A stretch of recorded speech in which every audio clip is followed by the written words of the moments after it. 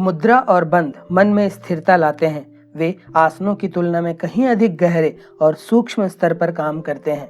वे तत्वों को संतुलित करते हैं और अंगों के स्तर पर जागरूकता भी विकसित करते हैं। वे कोशिकाओं को और अंगों को शुद्ध करते हैं। मुद्रा एक विशेष आसन है जो ऊर्जा को विशेष चक्रों में प्रवाहित करता है और बदले में उन अंगों को प्रभावित करता है जिनसे यह जुड़ा हुआ है। बंध का अर्थ है ताला। इसमें मांसपेशियों और अंगों का संकुचन किया जाता है जिससे ऊर्जा एक विशेष जाल में जमा हो जाती है। योग पाठ घरण संहिता 26 मुद्राएं देता है जिन्हें कुल 55 भागों में विभाजित किया जा सकता है। शिव संहिता में भी 11 और मुद्राओं की व्याख्या की गई है। कुछ मुद्राओं और बंधों को आसन और प्राणायाम के साथ किया जाता है जबकि अन्य का अभ्यास अलग से किया जाता है। इन तकनीकों का क्रम यह सुनिश्चित करने के लिए बहुत महत्वपूर्ण है कि ऊर्जा का प्रवाह रीढ़ की हड्डी के आधार से सिर के शीर्ष तक ऊपर की ओर हो। ऐसा ही एक यौगिक क्रिया है जालंधर मूल द्विबंध। आज हम आपको जालंधर मूल द्विबंध करने की विधि, उसके लाभ तथा उसे करने में बरती जाने वाली सावधानियों के बारे में विस्तृत रूप से बताने जा रहे हैं। जालंधर मूल द्विबंध लगाने के लिए किसी भी आसन में व्यवस्थित हो जाइए। हम आपको यहाँ पर पद्मासन लगाकर बताने जा रहे हैं। कमर सीधी रखिए, हथेलियों को घुटने पर रखें और सुनिश्चित करें कि घुटने फर्श को मजबूती से छू रहे हों। अब अपनी आंखें बंद कर लें। पहले श्वास लेकर जालंधर बंध लगाएं। इसके लिए गले की मांसपेशियों को सिकोड़ें और सिर को आगे की ओर झुकाएं तथा ठुड्डी छाती को छुए। ठुड्डी की स्थिति गले के गड्ढे में 2 कॉलर हड्डियों के बीच टिकी रहे। बाहों को सीधा करें और एक तरह से लॉक पोजीशन बनाने के लिए घुटनों को हथेलियों से दबाएं। अब श्वास को रोके हुए ही मूलाधार चक्र पर ध्यान केंद्रित करें और गुदा की मांसपेशियों को सिकोड़ें अर्थात मूल बंध लगाएं।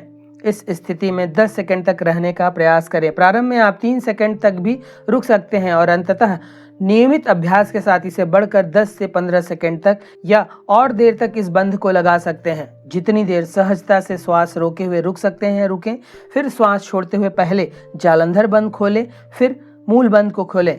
यही है जालंधर मूल द्विबंध। इस प्रक्रिया को जितनी बार आप सहज महसूस करें उतनी बार दोहराएं। अभ्यास की अवधि बहुत धीरे धीरे बढ़ानी चाहिए। इसे 5-6 बार से लेकर 15-20 बार तक किया जा सकता है। जिन लोगों को ध्यान लगाना आता है वे विशुद्धि या मूलाधार चक्र पर अपना ध्यान लगाएं और जिन्हें ध्यान लगाना नहीं आता वे दोनों भौं के बीच में या आती जाती श्वसन पर अपने ध्यान को व्यवस्थित करें।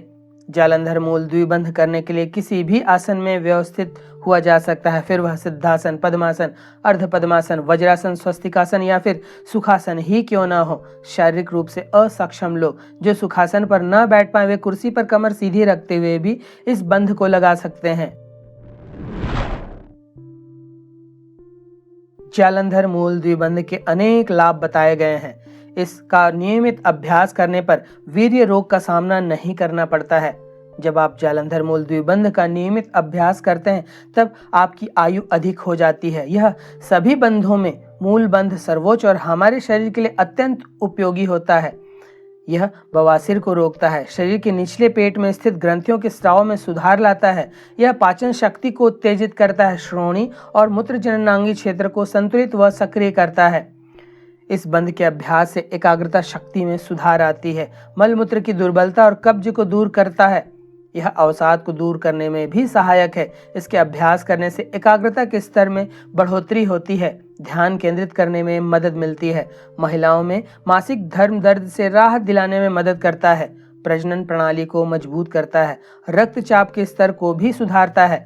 जब भी हमें थकान महसूस होती है तब हमें यह बंध को लगाना चाहिए क्योंकि इसको करने से हमारी सारी थकान दूर हो जाती है। जननेंद्रिय व मलद्वार की पेशियां सुदृढ़ होती हैं। महिलाओं में पीरियड्स को नियमित करता है। जालंधर मूल द्विबंध प्रभावी रूप से 2 महत्वपूर्ण ग्रंथियों थायराइड और पैराथायराइड पर दबाव डालता है। ये दोनों ग्रंथियां शरीर के चयापचय को नियंत्रित करती हैं। घरण संहिता के अनुसार इस बंध के द्वारा मृत्यु पर विजय पाई जा सकती है। यह रक्त परिसंचरण को सही करता है जिससे आपकी रीढ़ की हड्डी के स्वास्थ्य में सुधार आता है। जो लोग गले की समस्याओं से परेशान हैं वह इस मुद्रा में बैठने से अपनी समस्या को दूर कर सकते हैं। यह मुद्रा गले में बलगम, टॉन्सिल आदि समस्याओं में राहत पहुंचा सकती है। इस मुद्रा से रीढ़ की हड्डी को मजबूती मिलती है। साथ ही यह शरीर में रक्त संचार को तेज कर सकता है। ध्यान एकाग्रता की क्षमता को विकसित करता है।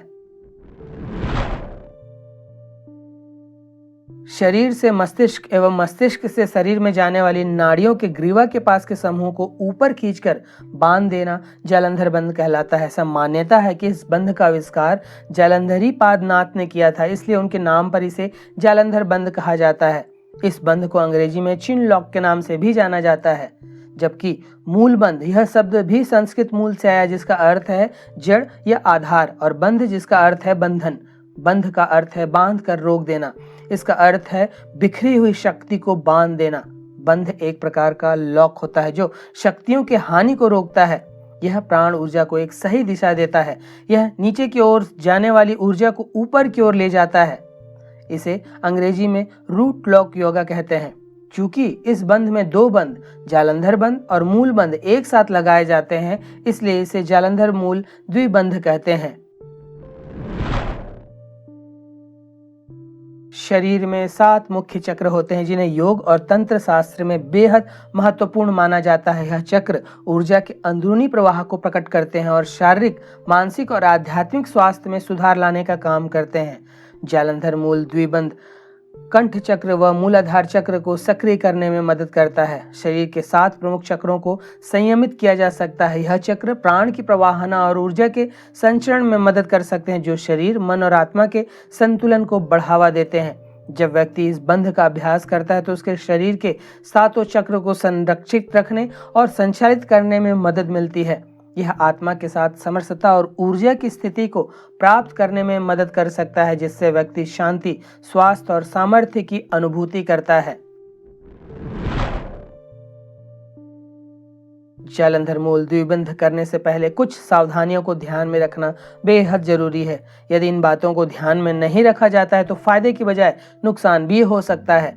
गर्दन में किसी भी तरह की चोट हो तो इस बंध को न लगाएं। सर्वाइकल स्पॉन्डिलाइटिस की परेशानी, मस्तिष्क किसी चोट के कारण स्कल यानी खोपड़ी के अंदर दबाव और वर्टिगो के रोगियों, सिर घूमना या चक्कर आना वाले लोगों को यह आसन न करने की सलाह दी जाती है। बवासीर या गुदा संबंधित रोग है तो यह क्रिया न करें। हृदय रोगी व श्वास रोगी इस क्रिया को सावधानी पूर्वक व धीमी गति से करें। इसका अभ्यास हमेशा खाली पेट पर करें। किसी भी प्रकार के योगासन को या यौगिक क्रिया को जबरदस्ती नहीं करना चाहिए। अपनी क्षमता के अनुसार योग करें तो बेहतर होगा। योग को हमेशा सही मुद्रा में और सही जानकारी के साथ ही करना चाहिए। तो यह था जालंधर मूल द्विबंध करने की विधि, इसके लाभ व इसे करने में बरती जाने वाली सावधानियां।